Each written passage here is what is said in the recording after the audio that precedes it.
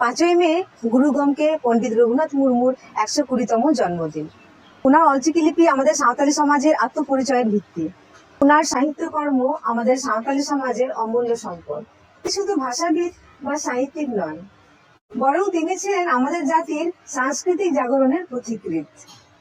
এই জন্য ওনার জন্মদিন অনুসারে আজকের দিনকে গুরুগমকে দিবস হিসাবে উদযাপন করা হয়।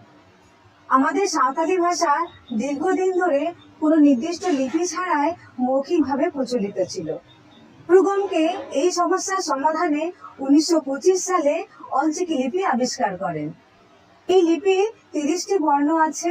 1925 থেকে 2025 আজ অলচিকি লিপির শতবার্ষিকী পালন করা হচ্ছে। অলচিকি লিপির উদ্দেশ্য ছিল সাঁওতালি ভাষাকে শিক্ষার মাধ্যম, সাহিত্য চর্চা ও আত্মপরিচয়ের প্রতীক হিসেবে গড়ে তোলা।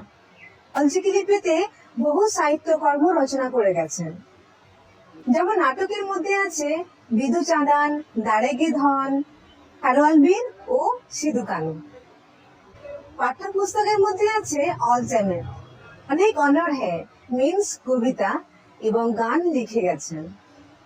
উনার এই মহৎ কৃতিত্ব আমাদের সাঁওতালি সমাজের মধ্যে সীমাবদ্ধ না থেকে গোটা দেশে ছড়িয়ে পড়ুক। মহৎ দিনটিতে ওনার চরণে শতকোটি প্রণাম।